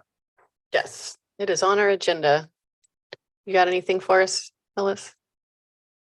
I sure do. I myself a note here. Yeah, so next we'll just go over participation data, and then I'll cover a little bit about last time we went mainly over peer benchmarking for the financial wellness, but how we can do a little bit more benchmarking when it comes to the participation rates, investments, and so forth, which hopefully you'll find helpful as well. So I need to actually double check this because I think this is wrong. I think Kim just needs to update her activity because she does a lot more than 9 RPS consultations usually, and I actually saw 9 survey reviews for this quarter alone. And usually you don't get 1-for-1s on people who are actually interacting with an RPS and the surveys. So I'll double check this number. I know the CFP consultations are correct. So there was 7, and this is all Q1. So January through March, end of March. So there were 7 CFP consultations, and we did 12 CFP webinars in terms of enrollments, 12 457 enrollments, 2 IRA and RHS enrollments, so 1 of each. Really, for the contributions, we were about 1.25 million roll-ins. We had over 156,000. For the financial wellness logins, there were 60. We did have 256,000 in rollouts and a total outflow. This includes this 256,000, but we had 1.1 million. And that has a lot to do with just the retiree distributions, RMDs, and there were some separation lump sum withdrawals that people took that we'll want to mitigate going forward. But I know those just sound like numbers, so I like to just put it into perspective on how this compares to where we at the same time last year. And at the same time, we had a lot more RPS consultations, which is why I'm a little bit skeptical of that number there, and I'll definitely double check. But we did have a little bit of a decrease in the CFP consultations. That's what that should say. Looks like it was duplicated from this description here, but we had a 71% increase in the amount of webinars that we've been producing from CFP standpoint. A little bit of a decrease in the 457 enrollments, no changes in the IRA or RHS enrollments. We are increasing our contributions. We did see a little bit of less activity in the roll-ins. We had we had a decrease of 60% there in that total amount. But we've added a lot more engagement when it comes to the Financial Wellness Center. So I think a lot of that has to do with not only the promotion of it, but the new website actually makes it a little bit more, I guess, in your face. So before it was a little hidden. It was a button, you had a drop down, or it was like off to the side. But now it's literally you log in, you scroll down, and it's right underneath all your plan balances. On another positive note, we had a significant decrease in the amount of rollouts and the total outflow the plan experienced at the same time last year, and we are currently cash flow positive overall of about 165,000 actually to start off that first quarter.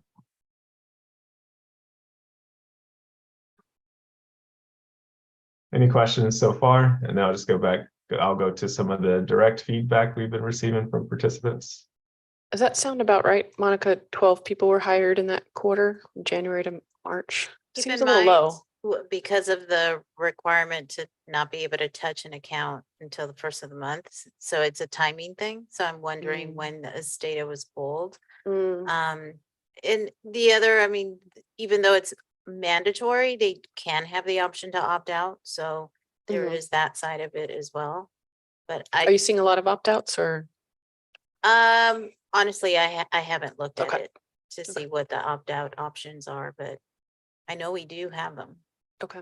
Hillis, the roll in and the rollouts, those like people coming in and bringing it from elsewhere and people separating and taking it with them? Correct. What are the, okay. Yeah.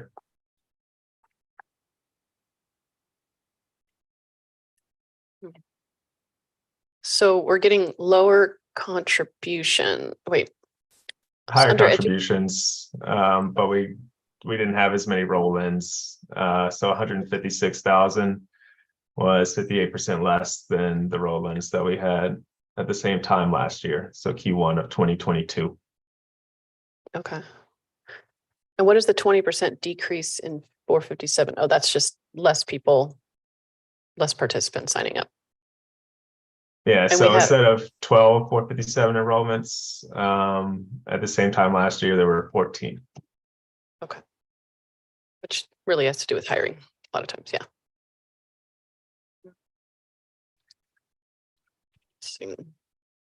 And what is the IRA RHS enrollments? How was that different than the 457? Oh, that's the 403B. No? So it's just separate plans. So I just looked at the 457 independently. And then you also have the the IRA that people can enroll in or participate in, and then the Oh, RHS. the Roth. Yeah. Got it. I was like, what is that IRA? Okay, that's the Roth. And Interesting. that's voluntary. But we isn't don't the pay that. Roth a 457? Has the Uh, option? so 57? the Roth, so you have a Roth IRA. So I that's just a separate account and has its own separate limits. And then you also have the 457 bucket within, the Roth bucket within the 457. That's what I was getting lost on. Okay, I thought we had a 457. Yeah, and this is really only available to police association members with certain number of years of service. So it's not an automatic enrollment. They have to qualify to be able to contribute towards that. Wait, the Roth? The RHS, Retirement Health Savings. Oh, that's the retirement health savings. Got it. Okay, that's what I didn't know. We're not going to see enrollments in those unless they retire and qualify. I see. And that's through Mission Square? Yep. Oh, so it's not through our like Navia or anything, our provider. Interesting. Okay. Yeah, so we have a 457, we have a 401A, we have an IRA, and then we have an RHS plan, all within Mission Square for the district. And the 403B now, is that, or what? Sorry, not the 403B, sorry, the 401A that you all have. Yeah. That's on hold. That was my question. I'd heard something about that, but I haven't heard anything here about the 40. Yeah, One that's why I didn't A. even put it on like any of the current activity because there really isn't any right now in terms of That's like enrollments and stuff like that. I see. So there's no new enrollments on that or? Correct. Okay. That's still mandatory, right? For a manager. It's a 401s are mandatory plans. However, we've ceased contributions to them, so the plan is on hold. Is that due to the matching When did that happen? or? Roughly, ballpark. Yeah, within the last year, the Hmm. plan's been put on hold, So people aren't contributing so anymore? people are not contributing. And why was that done? Was that a matching issue or was that? It is, yeah, not on the agenda. That's a good point. We shouldn't discuss it.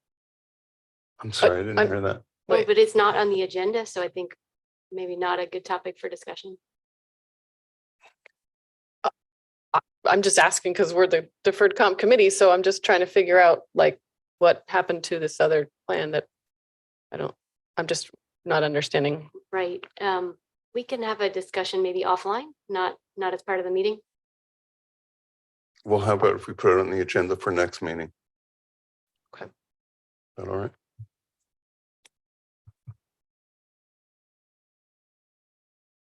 Sorry, I didn't hear you.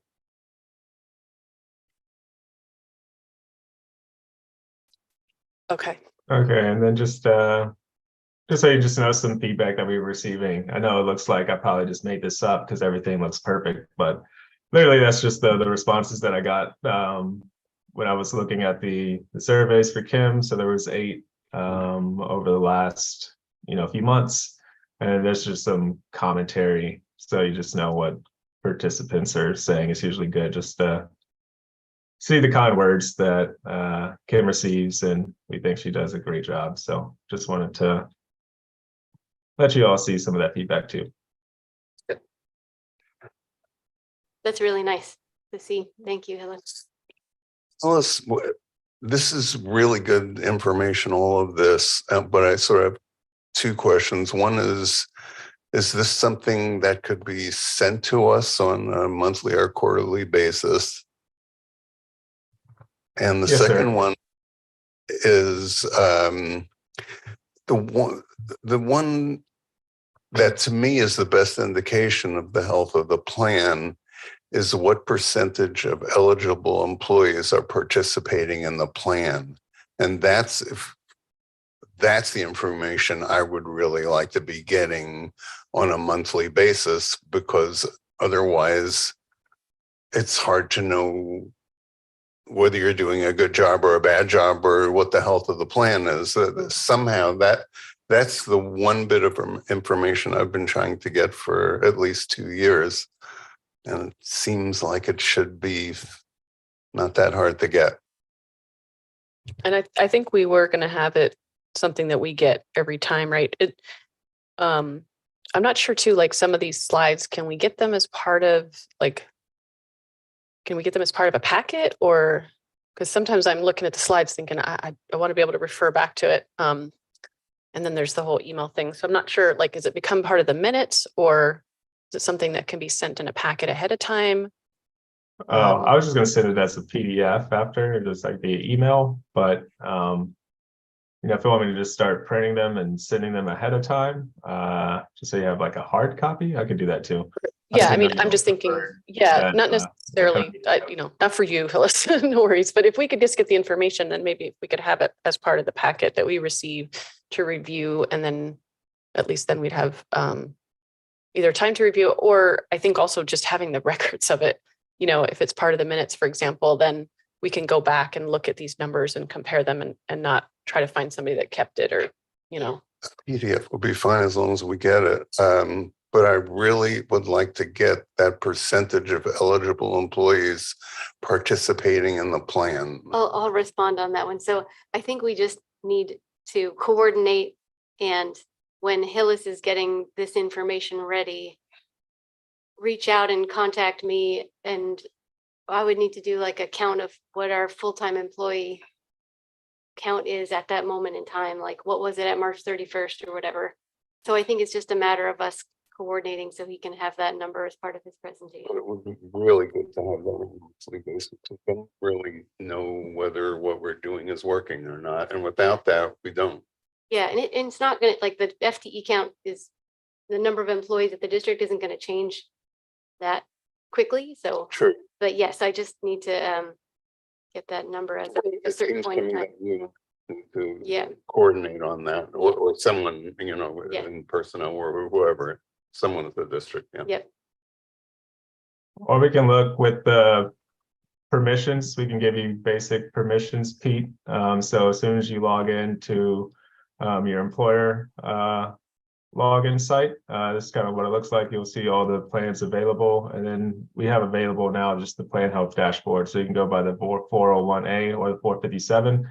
And this is where I'm pulling a lot of the information that you're going to see. I didn't pull all of it because I need some of that information that Deb was saying. But essentially now I can share it with you. We can go through it together on a monthly basis, but you'll be able to just like pull all of this information. Retirement readiness, we would need salary information, but you can see investment diversification, eligible participants. We would be able to update that number, see how many we have eligible, and then get a true participation rate of your plan. We also have average account balance, average savings rates, percent of assets that are loans, different range of returns, and so forth. So I think this is the information that you really need. Well, that works perfectly for everybody in this room but me, because I'm a retiree and I don't have access to this information. So we'll get together. Then I'll just send you some of this stuff, and we'll just cover it together on a monthly basis. I'll send you an invitation. That's my bad, because I've been pretty swamped, but I just need to get some time where we have something designated together, reoccurring, and then work with you a little bit more closely on it. I would very much appreciate that. Thanks a lot. Okay. So we are getting close here. So the participation data, go ahead. Did you have something to add? Oh, I was just going to go through the rest of the participant data stuff, but just the average account balance, you can see just the top plans. They're usually in the 90 to 156, $1,000 range for the average account balance for participants, but you're well above your peer average. And the way I kind of got this criteria broken down was based off plan size. So plans that are just similar in your size. That's what you're being put up against in the Mission Square book of business. So you can see your average account balance is doing really well as your yearly contribution average. On average, people are putting away $8,000 a year versus what people are putting towards their 457. In the Mission Square book of plans around the $150 million mark of 6,000. And I know we're running close on time, but usually I just go into how you can see the breakdown based off of participant age in this example. But we can go by tenure, we can go by like different demographics and stuff like that, just to see if there's any particular group that stands out, and then we can focus our education efforts towards those people to move the needle and see improvements where we really need it. So that was the last thing I was going to say. Sorry, Meadow. Oh, that's okay. Okay. Any other questions on that? Comments? I don't have a question, but I have another meeting at 12:30 that I need Yep. to be at, and I wanted to be sure we covered Yeah. number 6. Number 6. Okay. Do you mind if I just go through this part, like 2 minutes, Deb? Just the investment Sure. review? Yes. It's going to be Great. short, but it's going to be Great. short because we did end Mesero services just based off the fact that I guess we didn't have the appropriate approval. So really Q4 was the last report that we could make available to the district. And I just wanted to highlight that last time everything was passing, and usually it takes a few quarters of it to be monitored in order for it to receive that removal. So we don't really have anything to worry about in terms of fund quality. And then we've always looked at the participant asset allocation overall, how people are invested across the different age groups. But we also usually look at what we can really control, which is participant behavior, which is that lower chart. You can see there's been no real allocation changes across your participants, but overall, everybody's well diversified. So I can go through the criteria a different time for this one, but it's usually if you are utilizing target date funds, multiple funds, and you just have adequate exposure in terms of diversification, and then the number of investments your participants are using. On average, we have about 5 investments that people are using. Top plans is between 4 to 7, and the peer average is 3. And then I'll send this, but these were considerations that Chaz had recommended for your lineup previously.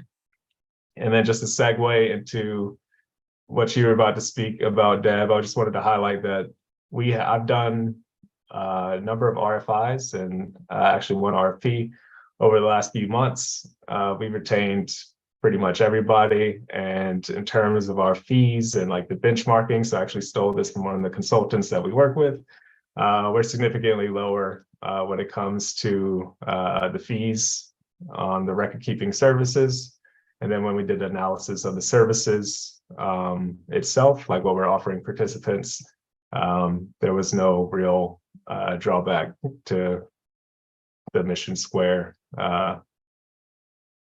business model, really. So I just wanted to highlight that too, and maybe give this to you all so you can leverage it and actually see what we've been kind of benchmarked to as of late.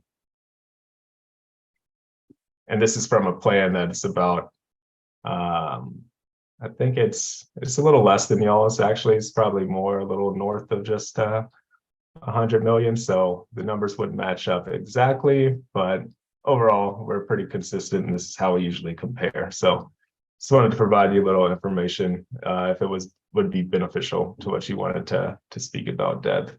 And that was it for me. So Great, thank you. Thank you. Okay. You wanted to go over plan administration RFP update? Yeah, so wanted to let the committee know that, well, so we have been with ICMA/Mission Square since 1981. The last RFP that we did for our deferred comp plan was in 2007. And so we are preparing to go out for an RFP. And I have some dates I wanted to just let you guys know about. So it would be ideally posted by the end of June. We would have proposals coming in mid-July. And then we would do interviews with the shortlisted firms again mid-July. Our plan is to bring this to the Finance Committee on July 26th. And then it would go to the board for award of contract August 8th. And the intent would be to have the contract signed by September 1st, so that if we did need to have a transition, there would be enough time to do that transition. So for participants, it would happen on January 1st. Sure. So that's working backwards why this is needing to Sure. be issued June 30th. And yeah, so just a heads up about that. We would want to have, I think, one member of the Deferred Comp Committee on the interview panel, That'd be good. in addition to staff from HR and finance, and possibly other staff as well, but just minimally. Okay, I wanted to let you guys know that. thank you. Okay, will you keep us updated or Yep. let me know? And I guess Yep, I'll figure do that out. Thank you. When are we going to finance committee? July Finance Committee, 26th. July 26th. Yes.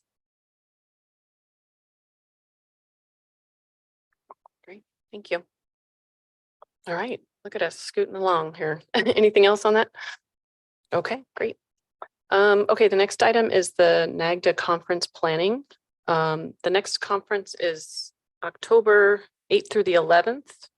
And I believe it's in Seattle.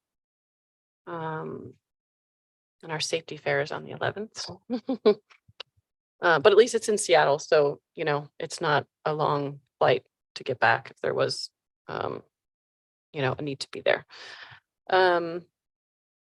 So I know we don't have a budget anymore. But I do think as the committee, we should all go to the conference and get trained. How do we go about that? I know we talked a couple of ways to finance it, but do you know any more information on that? Yeah, I don't. I guess thinking back to when we originally talked about sending people to the conference, which I know is back when we had a different model of having funds available through the Mhm. Administration account. We had talked about sending 1 or 2 members each year. Mhm. And I think that would be I guess that would be my thought of what we should be aiming for rather than sending the entire committee. And it usually ends up that we can't send everyone. People have conflicts. Right. But I guess I wanted to put that out there first of all, maybe rather than advocating to send the entire committee, it would sound more fiscally conservative and prudent to just send 1 to 2 members each year. And I definitely agree it's a valuable Mhm. meeting. And then the other piece is as we explore our role and realize that we're advisory and at this point the board is the fiduciary, Mhm. that it might make sense for some members of our board of directors to attend as Absolutely. well. Yeah. So yes, those are my thoughts. And Yeah. then funding, I guess the other piece I'd say is we do not want to appropriate any additional general fund monies. So we'd be looking at using existing budget and, you know, what source, I guess, is what we can talk about options here, but we can't really answer those questions here. We can just talk about ideas. Mhm. Anyone else have any other thoughts? I don't know if you can hear me. Do we know who is interested in attending from the committee? Interested in It's attending? too far out for me to check my calendar and everything, but I think the board attending would be helpful. Mhm. agree. Anybody we can get involved to be more knowledgeable is beneficial. It's unfortunate. It always falls during the worst period of the year for me. And now more than ever with the health and safety fair and we're hosting it with risk, it's gonna be impossible for me to Mhm. attend. So I definitely Mhm. am not going to volunteer. They do have a virtual option as well. So that's another possibility too. And I think when you sign up for the virtual option, you get the videos later. So even if you couldn't watch them that day, you can watch them later. So that's another possibility. Yeah. Do you have any interest, Pete? I do the virtual one. Okay. All right. I would like to go again. I think it's really valuable. And I think we spent a lot of time really coming up with a plan. And, like it was nice to sort of, be in the same workshops and then come out of the workshops and be like, what did you learn? And oh my God, did you know this? And then, like, what we should do. And it was really nice having that sort of team building and, being able to like plan what to do next. I think in our case, it was just a few of us. So that, what ends up happening is you come back and you're like, hey, we have all these ideas. And everybody's like, yeah, that's nice. Like there's not that engagement level of like people participating in it. And so, I remember like when you went to Philadelphia and like, I remember you came back with all these cards and I was interested, but I was also like just having a really hard time connecting with what you were saying and your excitement level. And it was like, oh, great. That sounds nice, but when you're there and you really are like amongst all these people that are doing the same thing and just so many questions that you can have answered immediately by how do you all do that? And how do you fund your training? How do you fund, this? Do you have Mesero, RFPs, whatever that is. It's just really valuable. And a lot of the vendors are there. So you can talk to them a little bit more. They give their, their pitch, so to speak, but, just being familiar with what other agencies are using and some of the options that they had. Like I said, the session where we was for small government agencies, there's certain number of participants. That was a really helpful session to talk about all of the different options that were available. I mean, they talked about, for example, like some agencies even had seasonal or temporary workers that participate in the plan. And I was like, really? How's that? And they said, absolutely, and they were like, we want to create a succession, a plan for people to come and it connects them to the agency. And then, maybe they do want to work here. And it was like, I hadn't thought of that, and how much more money that could potentially bring in, to the plan. And so just ideas like that I would never have gotten virtually or even just not going at all. So I just think, especially since all of us have not gone as a group, I think it's really important that we all go as a group and including the board members. We did extend that invitation to the board members last time, or at least I think the finance committee. So I think it's something we should address, sooner rather than later and figure out what the funding is. I can try talking to the finance committee, I guess, and see what their thoughts are on funding, but I don't know enough about the funding to make those decisions, but I don't know if there's been any discussion about it. Sounds like none. Okay. Which was our concern, of taking away the administrative account in order to pay for the training. So it makes it a little hard for us to have to do a bake sale or something to go to a conference, I think that's something that the board has to decide, is this something you want to happen? Because it's going to be really hard for us to be a committee if, like I said, we have to do a bake sale just to go to a conference. So. Well, here's a thought. So we are, we've nailed down a few of our recommendations that we want to make based on that review of the Secure Act, Secure 2.0. And so that would then need to go to the finance committee. And so maybe that's an opportunity to discuss this with them. The sort of state of affairs that we're in with, maybe with not the this, funding. I don't know, maybe we want to discuss the state of affairs, but maybe we just say hey, we would like to send these two members to the conference. And we also think it'd be helpful for finance committee members to attend or board members to attend. Right. Maybe that's how we could have that discussion. Sure. And we do also have the alternates that are not able to speak at this meeting. So there might be some interest there. I know Janet wasn't able to go last time. And Eric, I know, really enjoyed it and got a lot out of it. So, and then whoever your potential alternate might be. So I think there's definitely a further discussion of how many people, but I think it's important that, like I said, when you go to the conference, everyone is there as a group. I mean, you know, City of Oakland had probably like 40 people that came. Yeah.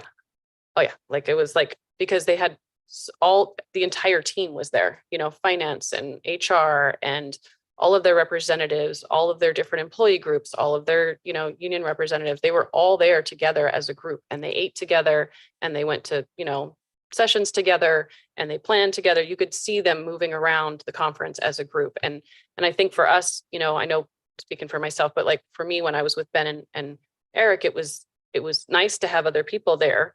But honestly, I missed the rest of the committee. I mean, it was to me, it was obviously missed. It was like, there's no one else here to like help us like move these kinds of plans forward. You know, we had a lot of ideas about putting in for an award. You know, there was a lot of things we had, but we can't make those decisions. It might involve HR, finance, or the committee, or money, or something, and we couldn't make any of those decisions or make any of those plans without someone else there. And then, you know, to come back and have, you know, it just seems odd, you know, to do that. So yeah. Yes, I understand. Okay. So it is 12:33. The last thing was just the peer-to-peer sessions. I just wanted to point out that there is another one coming up on July 27th between 12 and 1. You probably are getting emails about them, but I haven't been to one in a while. The timing hasn't worked out for me, but if anyone can attend, I think they're really helpful. They just talk about different topics. So might be something that's, you know, it's kind of a way to continue that conference training as we get back to our regular jobs. So. As what? No, I don't think so. Actually it is. No. Let me see. You're right. It is July 27th is the same day in the meeting, and board finance is the day before. So yeah, but it's from 12 to 1. So I don't know what time our meeting is going to be scheduled for. Maybe we could move it back a little. Yeah, exactly. And then maybe even watch it as a group or something, or participate as a group. Okay, great. Anything else? During public comments? Are there any public comments? Okay. No public comments. Okay. I think the meeting is adjourned. Thank you, everyone. Thank you.